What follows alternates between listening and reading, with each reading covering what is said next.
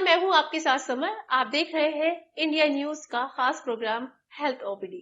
साथियों, इस प्रोग्राम में हम रोजाना हेल्थ ओपीडी लगाते हैं। इसमें हम किसी एक बीमारी को लेकर एक्सपर्ट डॉक्टर को बुलाते हैं जो उस बीमारी पर पूरी जानकारी, पूरे समाधान हमें समझाते हैं। ये हेल्थ ओपीडी हम इसलिए लगाते हैं ताकि आपको घर बैठे संबंधित बीमारी के बारे में आपको अहम जानकारियां मिल सके। हेल्थ ओपीडी में आज हमने जिस रोग को चुना है वो है अस्थमा। अक्सर हम देखते हैं कि कुछ लोगों को सांस लेने में तकलीफ, सांस फूलना, सीने में जकड़न के साथ खांसी की समस्या देखने को मिलती है। इस तरह की समस्या अस्थमा से पीड़ित रोगियों में देखने को मिलती है। अस्थमा, जिसे आम भाषा में हम दमा भी कहते हैं, ये सांस से जुड़ी एक गंभीर समस्या है जिसके कारण व्यक्ति को काफी दिक्कत का सामना करना पड़ता है। मौसम और प्रदूषण के कारण अस्थमा के लक्षण बहुत गंभीर भी हो जाते हैं, जिनसे कई बार लोगों को अस्थमा अटैक का जोखिम भी पैदा हो जाता है। यहाँ तक कि घर में धूल मिट्टी भी इसका कारण बन सकती है, जिससे बचने के लिए लोगों को हमेशा अपने साथ अस्थमा पंप लेकर घूमना पड़ता है। लेकिन क्या आपने जानने की कोशिश की है कि अस्थमा की बीमारी आखिर होती क्यों है, इसके कारण क्या है, ये बीमारी होने पर हमें क्या करना चाहिए और क्या नहीं करना चाहिए, हमें हमारी लाइफस्टाइल में क्या बदलाव करने चाहिए, हमें हमारी डाइट प्लान कैसे रखना चाहिए। साथियों, आज की हेल्थ ओपीडी में हम हमारे एक्सपर्ट डॉक्टर से इन सवालों के जवाब लेंगे। आज की हमारी हेल्थ ओपीडी में मौजूद है doctor PP Bose. Thank you India TV, thank you summer, आप लोगों की बहुत बहुत शुभकामनाएं हमारे साथ। डॉक्टर, सबसे पहले हमारे दर्शकों को आप बहुत आसान भाषा में ये समझाइए कि अस्थमा आखिर होता क्या है, ताकि इस बीमारी के बारे में हमारे दर्शक आसानी से समझ सके। देखिए, एस्मा एक हमारी जो वायुमार्ग होती है, जो हवा नली जिसको ब्रोंकियल ट्यूब्स कहते हैं, उसके अंदर सूजन जब होती है तो उसकी हवा नली की जो रेजिस्टेंस है, उसकी जो हवा की जो रफ्तार है, उसकी खराश वो बढ़ जाती है, उसके कारण कठिनाई होती है। तो हवा नली के किसी के कारण सिकुड़न होने के कारण एस्मा के लक्षण पैदा होते हैं और ये पैदाशी बीमारी है और इसके लक्षण होते हैं खांसी, सांस फूलना, सांसें आवाजें होना। डॉक्टर, हर बीमारी के अपने कुछ कारण होते हैं। अस्थमा, जिसे कि आम भाषा में दमा भी कहा जाता है, आखिर ये बीमारी होती क्यों है? देखिए, एस्मा जिसको हम ब्रोंकियल एस्मा कहते हैं, जैसे मैंने आपको बोला, ब्रोंकियल ट्यूब्स के अंदर होता है, वायुमार्ग के अंदर होता है। ये पैदाशी होती है, हमारे खून के रिश्तेदारों में से हमें ये जेनेटिक तौर पे मिलता है। बट हर एक के अंदर वो उस तरह की जेनेटिक टेंडेंसी होती है। बट अगर जेनेटिक टेंडेंसी के साथ साथ अगर कुछ ट्रिगर्स होते हैं, ट्रिगर्स मतलब कोई रासायनिक ट्रिगर, चाहे पोल्यूशन हो, धूल मिट्टी हो, डस्ट माइट्स हो, पोलन्स हो या कोई फंगस हो, अगर आपकी रहन सहन ठीक ना हो, अगर वातावरण में कुछ इस तरह की चीजें उड़ने वाली चीज है, तो आपकी हवा नली थोड़ी ज्यादा संवेदनशील हो जाती है। तो बट पारिवारिक इनहेरिटेंस होना बहुत जरूरी है। तो ये जेनेटिक टेंडेंसी है, बट माहौल के साथ वो बढ़ता रहता है। डॉक्टर, बहुत से लोगों का ये मानना है कि अस्थमा में हमारे फेफड़े काफी प्रभावित होते हैं, क्या ये सच है? और अगर ऐसा होता है तो उसकी वजह क्या है? देखिए, एस्मा जैसे मैंने आपको बोला है कि ये पैदाशी बीमारी है, ये खून के रिश्तेदारों में होता है। ये मतलब रिवर्सिबल डिजीज है, मतलब सीजन के साथ साथ कुछ ट्रिगर्स, कुछ रासायनिक ट्रिगर के साथ साथ ये बढ़ता है, अपने आप ठीक भी हो सकता है और दवाई के साथ भी ठीक होता है। ये रिवर्सिबल डिजीज है, बट इसमें आपकी फेफड़े की कोई कमी नहीं होगी अगर आप प्रॉपर उचित इलाज लेंगे। अगर उचित इलाज लेंगे तो एकदम नॉर्मल, मतलब बहुत ही अच्छी जिंदगी बिता सकते हैं और आपको कोई कमी नहीं हो सकती है। बट अगर जो लोग इस चीज को नजरअंदाज करते हैं, जो इलाज लेते नहीं है, जो इस तरह की तकलीफ को मतलब झेलते रहते हैं, तो उनको आगे चल के क्रॉनिक एस्मा के लक्षण हो जाते हैं, जिसके कारण हवा नली के अंदर भी चेंजेस आ जाते हैं, जिसको हम कहते हैं फिक्सिटी, वो फिक्स हो जाती है और हमारी जो आगे की जो कोशिका है, जिसको हम एल्विलाई कहते हैं, जो हमारे एयर बैग्स है, वो धीरे धीरे फैलने लग जाते हैं। तो ये एस्मा अगर प्रॉपरली इलाज लोगे तो उसमें कोई प्रॉब्लम नहीं है। जो लोग इसको नहीं इलाज लेते हैं या जो इलाज को इग्नोर करते हैं या जिनको एक्सेस नहीं है, जो समझ नहीं पाते हैं, लोग सोचते हैं कि सिंपल कोल्ड एंड कफ है, उनको आगे चल के लॉन्ग टर्म एस्मा की कॉम्प्लिकेशन हो सकता है, तब जाके वो क्रॉनिक एस्मा में बदल जाता है, जिसको हम सीओपीडी कहते हैं या क्रॉनिक ऑब्स्ट्रक्टिव पल्मोनरी डिजीज कहते हैं। अदरवाइज एस्मा बहुत ही सिंपल साधारण बीमारी है जो बिल्कुल रिवर्सिबल है। डॉक्टर, यूं तो सर्दियों के दिनों में अस्थमा के मरीजों को बड़ी दिक्कत का सामना करना पड़ता है, लेकिन कहते हैं कि पॉल्यूशन वाली स्थिति में भी अस्थमा के रोगियों की परेशानी बढ़ जाती है। आखिर ऐसा क्यों होता है? और जिन मरीजों को ये पता चल चुका है कि वो अस्थमा के मरीज हैं, उन्हें इस बीमारी से निजात पाने के लिए क्या करना चाहिए? देखिए, एक सबसे इम्पोर्टेंट चीज मैं दर्शकों से ये कहना चाहूंगा कि प्रदूषण तो पूरे साल ही रहता है, बट इस समय जो विंटर के पोल्यूशन होते हैं तो हमारा जो बारीक जो पॉल्यूशन है वो नीचे आ जाती है, क्योंकि विंड स्पीड कम हो जाते हैं और धुंध होने के कारण हमारी जो पोल्यूशन का जो एक्सपोजर बर्डन है, जिस रफ्तार से हम इनहेल करते हैं, वो हमारे नाक के लेवल तक आ जाती है। तो हम इसको बहुत हाई लेवल में पोल्यूटेंट्स को इनहेल करते रहते हैं। जैसे मैंने आपको बोला कि पोल्यूशन के अंदर बहुत सारी चीजें, उड़ने वाली चीजें, डस्ट माइट्स है, फूल के पराग है, मोल्ड्स है, डीजल के धुआं है, सिगरेट का धुआं है, बहुत सारी चीजें मिक्स होके प्राइमरी एंड सेकेंडरी पोल्यूटेंट्स हमारे लंग्स के अंदर वार करना शुरू कर देता है। तो इसलिए इस समय विंटर पोल्यूशन बहुत खतरनाक होता है, क्योंकि हम उस पोल्यूटेंट्स को बहुत हाई इंटेंसिटी में, जिसको हम कहते हैं हाई डेंसिटी लेवल में इनहेल करने लग जाते हैं। तो जिनकी हवा नली संवेदनशील है, जिनको फैमिली हिस्ट्री ऑफ एस्मा है, जिनको एस्मा पहले हो चुका है, जो दवाई नहीं ले रहे, वो उनको बहुत ज्यादा सेंसिटिव हो जाते हैं और उनके एस्मा बिगड़ने लग जाता है। डॉक्टर, जिन मरीजों को अस्थमा की दिक्कत होती है उन्हें अक्सर नेबुलाइजर फिर पंप की सलाह दी जाती है। सबसे पहले आप हमारे दर्शकों को ये बताइए कि किन लोगों को पंप रखने की जरूरत है और किन लोगों को नेबुलाइजर की, और हमें इसकी जरूरत क्यों पड़ती है। नेबुलाइजेशन एस्मा का इलाज नहीं है। नेबुलाइजेशन बहुत सारी दवाइयां होती है। एक नेबुलाइजेशन में 20 से 25 पफ्स होते हैं। एस्मा का, जैसे मैंने आपको बोला है कि एस्मा एक प्रिवेंटेबल डिजीज है। लाली बिल्कुल खत्म हो सकती है, खराश बिल्कुल खत्म हो सकती है, हवा नली के अंदर जो संवेदनशीलता है, जो उसकी जो रुकावट है, बिल्कुल खत्म हो सकती है। आपको प्रिवेंटिव इनहेलर 2 प्रकार के होते हैं, एक प्रिवेंटिव और रिलीवर। जो आप नेबुलाइजेशन की बातें कर रहे हो वो रिलीवर होते हैं। मतलब जैसे मान लीजिए आपको सर में दर्द हो रहा है, बार बार दर्द की गोली ले रहे हैं, वो तो उत्तर नहीं हुआ ना। तो इसमें प्रिवेंटिव इनहेलर होता है, जिसमें बहुत लो डोज में स्टेरॉइडल दवाई होती है, जिसको हम आईसीएस कहते हैं, और लॉन्ग एक्टिंग ब्रोंकोडायलेटर, हवा नली खोलने की एक दवाई होती है, जिसको हम लावा कहते हैं, लावा और आईसीएस। ये रासायनिक बहुत लाइट डोज पे होता है। इनहेलर के जरिए अगर आप प्रिवेंटिव इनहेलर लेंगे तो आपकी हवा नली के अंदर लाली नहीं आएगी, खराश नहीं होगी, हवा नली खुली रहेगी। नेबुलाइजेशन इसका उत्तर नहीं है। उत्तर है आप उचित डोज पे उसको कंट्रोल करें। कंट्रोलिंग दवाई की जरूरत है, इसको हम कहते हैं प्रिवेंटर।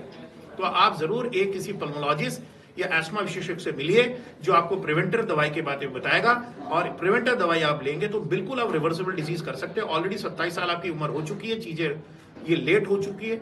हम चाहते हैं कि 14 साल के बाद एस्मा बिगड़ना नहीं चाहिए। अगर 14 साल तक एस्मा, तो बिल्कुल हम रिवर्ट कर सकते हैं। फिर भी अभी तक ये लेट नहीं है।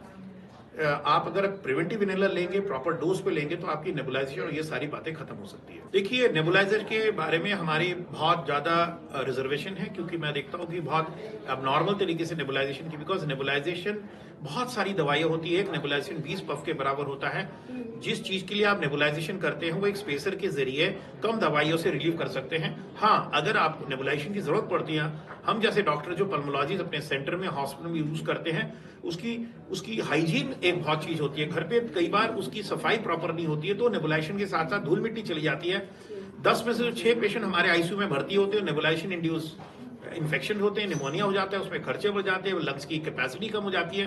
तो नेबुलाइजेशन एक बहुत सेंसिटिव चीज है, उसको अब्यूज नहीं करना चाहिए। जो चीज स्पेसर से हो सकती है, इनहेलर से हो सकता है, उसकी नेबुलाइजेशन की जरूरत नहीं है। और नेबुलाइजेशन हाइजीन, उसकी जो सफाई, एक बहुत बड़ा चैप्टर है, जिसको हम तर्क वितर्क करते रहते हैं, और फिजिशियंस और आम डॉक्टर को भी समझाते हैं इसको अब्यूज ना कीजिए, इसको एक्सपर्ट के हाथ पे लीजिए, उनके एडवाइस से आप यूज कीजिए। डॉक्टर, अस्थमा के रोगियों में ये देखा गया है कि कई बार उन्हें अचानक अस्थमा का अटैक पड़ जाता है। ऐसे में मान लीजिए कि किसी को अस्थमा का अटैक पड़ा और उसके आसपास कोई अस्पताल भी नहीं है, ऐसे में उसे क्या करना चाहिए। जैसे मैंने दर्शकों को ये कहा कि ये मूडी डिजीज है, अनप्रेडिक्टेबल डिजीज है, पोल्यूशन के साथ बढ़ सकता है, तनाव के साथ बढ़ सकता है। मतलब आपकी घर के अंदर अगर पेट्स है, डेंडर्स है, डैंड्रफ है, बहुत सारी चीजें होती है, ट्रिगर जो बहुत बारीकी चीज से पकड़ सकता है। सबसे पहले आपको थोड़ा सतर्क रहना पड़ेगा, आपको एनवायरमेंट को साफ सुथरा रखना पड़ेगा, कारपेट से दूर रहना पड़ेगा, सीलन से दूर रहना पड़ेगा, धूम्रपान नहीं करनी चाहिए, घर के अंदर धूप, जोत, अगरबत्ती, रासायनिक चीजें, प्रिजर्वेटिव चीजें, ये सारी चीजें टिप्स है, उसको विस्तारित रूप में हम डिस्कस कर सकते हैं। बट एक चीज जो आपने जो सवाल पूछा है, अगर किसी को इस तरह की तकलीफ हो, जिसमें सांस की तकलीफ बढ़ रही है या सांस से आवाजें बढ़ रही हो, सांस नहीं ले पा रहे, सबसे पहले उसको रिलैक्स फील करना चाहिए। गोल गोल करके, होठों को गोल गोल करके सांस छोड़ना चाहिए। देखिए, होठों को गोल गोल करने से क्या होता है कि हमारी जो हवा नली के अंदर जो ट्रैपिंग ऑफ एयर है निकल जाती है। जैसे होठों को गोल, मतलब जैसे बटुआ ब्रीथिंग कहते हैं, नीचे वाली होठों को गोल कीजिए। जैसे हमें देखिए आप, जैसे हम सीटी बजाते हैं, उस तरीके से धीरे धीरे हवा को छोड़िए, तो हवा नली आपकी खुल जाती है और आप अच्छा हवा ले सकते हैं। पहली दूसरी बात क्या है, घबराने की कोई बात नहीं है, पैनिक बिल्कुल मत कीजिए। आपके पास अगर कोई रिलीवर इनहेलर है, जिसके जो हम रिलीवर कई नाम से आते हैं, जिसके अंदर मतलब हमारे, जिसको हम बीटा एगोनिस्ट कहते हैं, एस्थलीन, वेंटोलिन, एस्थलीन, डिओलिन, इस तरह की कई तरह हमारे देश में दवाइयां मिलती हैं जो हवा नली को खोल देता है। ब्रोंकोडायलेटर कहते हैं इसको। ब्रोंकोडायलेटर मतलब हवा नली, या आप स्पेसर के जरिए या पंप के जरिए धीरे धीरे गहरी गहरी अगर सांस लेंगे, एट ए टाइम अगर 4 पफ ले लेंगे 1-1 मिनट बाद, और 1 घंटे में अगर 16 पफ लेंगे, तो आप बिल्कुल ठीक हो सकते हैं। तो आपको पैनिक करने की कोई जरूरत नहीं है, कोई भागादौड़ी की कोई जरूरत नहीं है, कोई अस्पताल की जरूरत नहीं पड़ती। आप धैर्य रखिए, चीजों को ध्यान से रखिए, थोड़ी सी माहौल को ठीक रखिए, खुली हवा आने दीजिए, पर्सली ब्रीदिंग कीजिए, और रिलीवर इनहेलर को स्पेसर के जरिए, स्पेसर एक प्लास्टिक बॉटल जैसा होता है जिसके जरिए धीरे धीरे सांस को इनहेलर के जरिए लीजिए। इसको रिलीवर इनहेलर कहते हैं। जैसे मैंने बोला, कई सारी कंपनियां बनाती है, बेसिकली ये एस्टेलिन या वेंटोलिन या डियोलिन के नाम से हमारे देश में पाया जाता है। डॉक्टर बस ये सवाल अक्सर उठता है कि क्या अस्थमा से पूरी तरह से ठीक हुआ जा सकता है? क्या इस बीमारी की कोई एज लिमिट भी होती है? देखिए, जैसे मैंने आपको बताया कि 2 प्रकार के एस्मा आता है। यूजुअली एस्मा कम उम्र में शुरू हो जाती है, ये हमारे परिवारों में चलता है, बट कुछ एस्मा कम उम्र में शुरू हो जाती है, चाइल्डहुड एस्मा कहते हैं। कुछ एस्मा थोड़े से एडल्ट एज में शुरू होता है, बट इसकी मतलब दोनों के अलग अलग सिचुएशंस होते हैं। जो चाइल्डहुड एस्मा में एलर्जी का कंपोनेंट ज्यादा होता है, मतलब उसके अंदर नजला, जुकाम, खांसी, एलर्जिक कंपोनेंट जिसको कहते हैं, कि बॉडी की जो रासायनिक जो कोशिका है वो ज्यादा गंभीर तरीके से असर करती है, तो वो एलर्जिक होता है यूजुअली, और उसके जो रिजल्ट्स अच्छे होते हैं अगर हम ढंग से उसको इलाज करें। और 14 साल से पहले अगर हम बहुत ही मॉनिटरिंग करें एक चाइल्डहुड एस्मा को, ठीक भी हो सकता है। कई बार हम क्योर की बात भी करते हैं, बट जो एडल्ट ऑनसेट एस्मा होता है वो कई बार परसिस्टेंट करता है, उसमें कई सारे फैक्टर्स होते हैं, तब तक वो बॉडी के अंदर कई मॉडिफिकेशंस हो जाती हैं। बट आज की तारीख में जो साइंस है, जो इनहेलर के डोज है, जो जिस तरीके से हमारी साइंस तरक्की की है, जिसको हम डिलीवरी डिवाइसेस कहते हैं, जो रासायनिक दवाइयां आई है अलग अलग तरीके से, हम बहुत ही सुरक्षित और एक संतुलन जिंदगी बिता सकते हैं, जिसमें आपको बिल्कुल कोई अटैक्स के हमें बिल्कुल सारे अटैक को हम रोक सकते हैं। तो उस तरह की साइंस आ गई है, और उसको हम इनहेलर कहते हैं, और इसमें दवाइयां बहुत ना के बराबर होती है और सीधी हवा नली में जाती है। अलग अलग तरीके हैं, आप ब्रेथ एक्चुएटेड डिवाइसेस आते हैं आजकल, स्पेसर के जरिए दे सकते हैं, ड्राई पाउडर के जरिए दे सकते हैं, बट कोई भी तरीका आप लीजिए, उसको फॉलो करना चाहिए। अगर आप फॉलो करेंगे तो एस्मा देखिए क्योर तो नहीं होगा ये बीमारी जैसे मैं, बट आप कंट्रोल कर सकते हैं। जैसे लोग ब्लड प्रेशर की दवाई खाते हैं, ब्लड प्रेशर को कंट्रोल करिए, शुगर को दवाइयां खाते हैं, बट इससे अगर आप कंट्रोल करना सीख जाएंगे तो पूरी जीवन आपकी जीवन में की जो लॉन्जिविटी और क्वालिटी में कोई कमी नहीं रहती है। आप दौड़ सकते हैं, खेल सकते हैं, कुछ भी कर सकते हैं। बहुत सारे क्रिकेटर्स हैं, फुटबॉलर्स हैं, जो एस्थमेटिक्स है, जो दौड़ते हैं, पूरी जीवन एकदम खुशहाल से जिया है, उनको कोई कमी नहीं हुई है। डॉक्टर बोस, गर्मियों के मुकाबले कहते हैं कि सर्दियों में अस्थमा की समस्या ज्यादा बढ़ जाती है। गर्मियों में धूल, मिट्टी, आंधी, लू, या फिर यूं कहें कि पॉल्यूशन की वजह से अस्थमा के मरीजों को दिक्कत हो जाती है।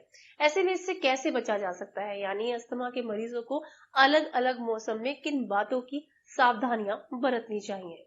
देखिए, क्या होता है कि हर एस्मा की, जिसको हम कहते हैं, अलग अलग छवि होती है, जिसको हम फिनोटाइप होती है, शक्ल सूरत होती है। होता तो एस्मा सारा हवानली के ऊपर दोष, जैसे हवानली के ऊपर दोष होता तो सांस से आवाजें, खांसी और इस तरह के लक्षण होते हैं, बट हर एक की अलग अलग शक्ल सूरत होती है। कुछ एस्मा होता है एलर्जिक एस्मा है, जैसे मैंने बोला।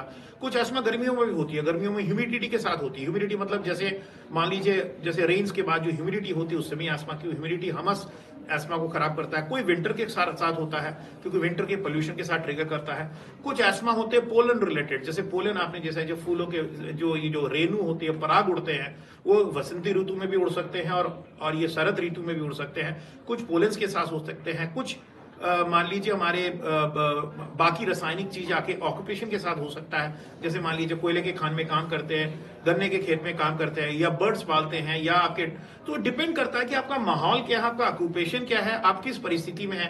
ऐसा नहीं है कि विंटर के साथ होता है या समर के साथ होता कभी भी हो सकता है। सिर्फ हमें देखना पड़ेगा हमारी कौन सी फिनोटाइप, हमारी कौन सी छवि है, हमारी कौन से ट्रिगर्स है।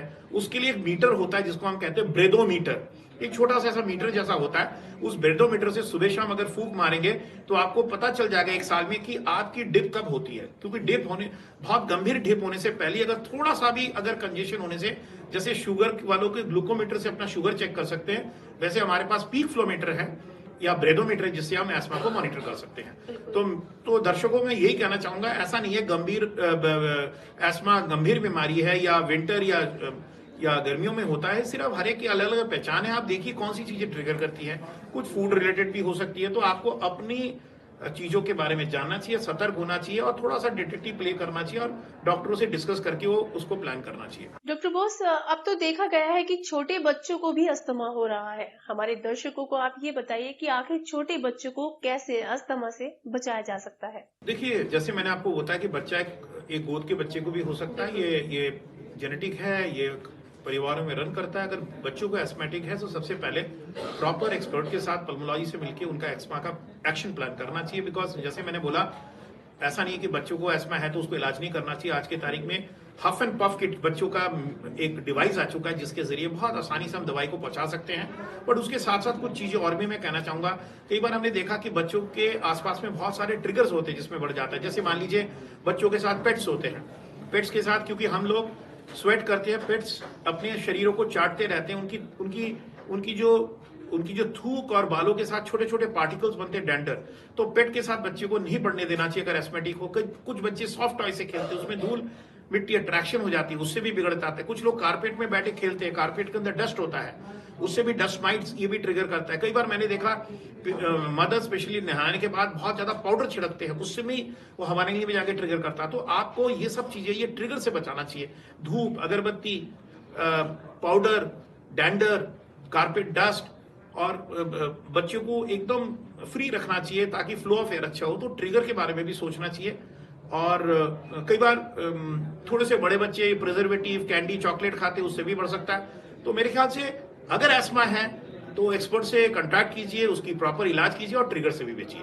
डॉक्टर कहते हैं कि हर बीमारी में हमें अपने खान पान का ध्यान कायदे से रखना चाहिए। जहां तक अस्थमा का सवाल है तो आप हमारे दर्शकों को समझाइए कि इस बीमारी में उन्हें क्या डाइट प्लान रखना चाहिए। साथ में ये भी समझाइएगा कि अस्थमा के मरीजों को किन चीजों के सेवन से दूरी बनाकर रखनी चाहिए।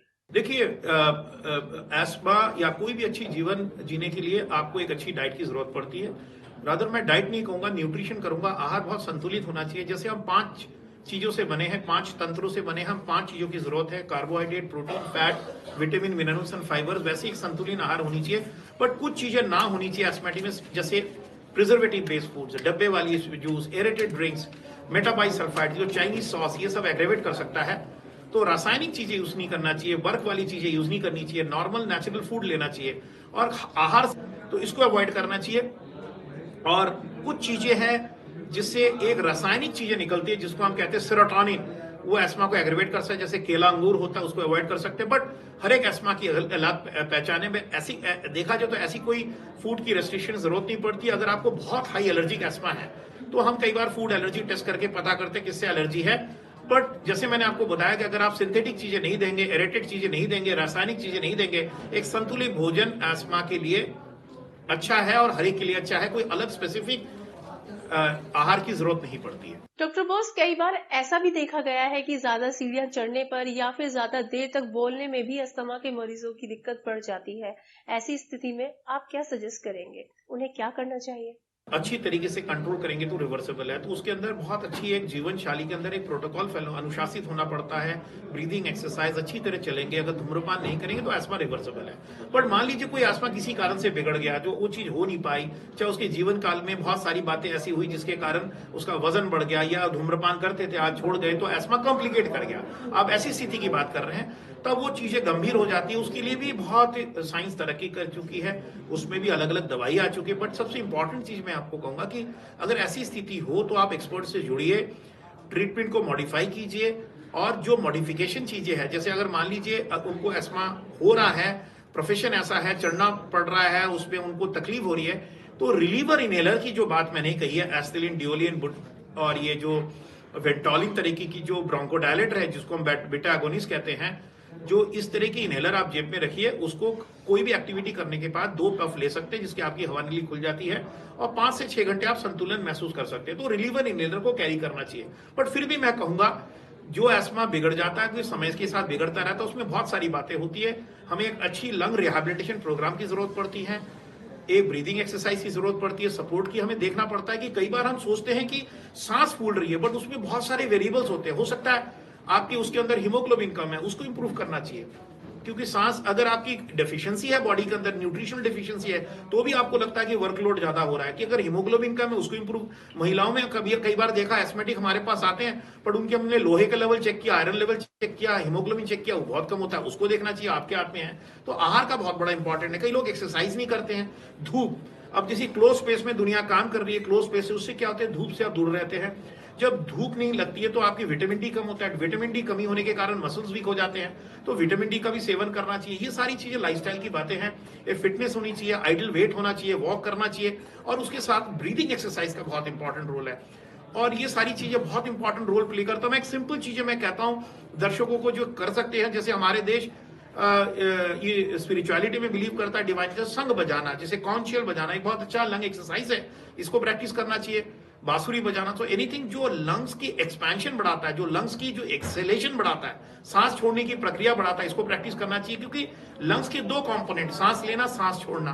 अगर सांस छोड़ना और एक्सेलेशन आप बढ़ाएंगे बाय टेक्निक से, जिसको हम कहते हैं, ये सारी चीजें जो मैंने बताई है ब्रीदिंग टेक्निक से, तो आप ये चीजों से जूझ सकते हैं। डॉक्टर बोस, अक्सर ये भी देखा गया है कि कई पेशेंट जब डॉक्टर के पास जाते हैं तो वो बताते हैं कि उन्हें सांस की प्रॉब्लम है। आपका क्या नजरिया है? ऐसा कौन सा टेस्ट है जिससे पता लगाया जा सके कि उनका एनर्जी लेवल कितना हाई है, और उस टेस्ट से अस्थमा के बारे में भी जानकारी मिल सके? मॉनिटर है जो आपके पास हो सकता है, 300-400 रुपए का होता है, जिसका नाम है ब्रेदोमीटर या पीक फ्लोमीटर, जैसे एक ग्लूकोमीटर के जैसे, वो से आप नाप सकते हैं हर डॉक्टर के पास। बट अगर आप स्पेशलिस्ट डॉक्टर के पास आएंगे, उनके पास एक मशीन होती है जिसको हम कहते हैं लंग फंक्शन मशीन या PFT machine, pulmonary function machine, जिससे आप कितनी ऑक्सीजन की, कितनी हवा नली के अंदर उसकी जो वायु मार्ग में रेजिस्टेंस है, वो कसाव है, उसको नाप सकते हैं, और कितनी उसमें सुधार हो रही है दवाई के साथ, रिवर्सिबिलिटी भी चेक कर सकते हैं। तो पल्मोनरी फंक्शन टेस्ट के जरिए हम जान सकते हैं। आज की तारीख में एलर्जी को नाप सकते हैं हम कोशिका के लेवल में। ये सारे टेस्ट हैं और ये बहुत इजीली अवेलेबल है और बहुत सस्ते और साधारण टेस्ट है, इसको हम कर सकते हैं। डॉक्टर बोस, आपने अस्थमा से जुड़े तमाम सवालों के जवाब बड़ी ही बारीकी के साथ हमें समझाए। आखिर में आपसे जानना चाहूंगी कि जो अस्थमा के मरीज हैं, उन्हें आप अपनी तरफ से क्या सलाह देना चाहेंगे?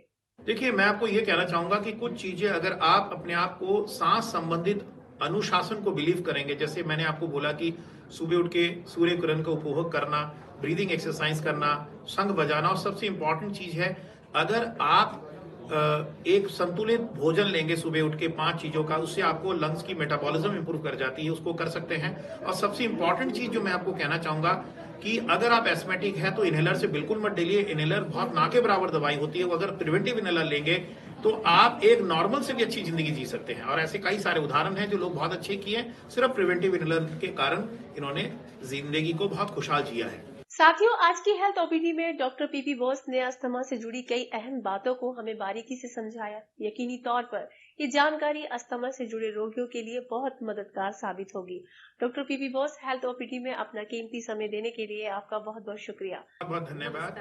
मेरी शुभकामनाएं इंडिया टीवी के साथ। साथियों, उम्मीद करते हैं कि आपको हमारा ये शो पसंद आ रहा होगा।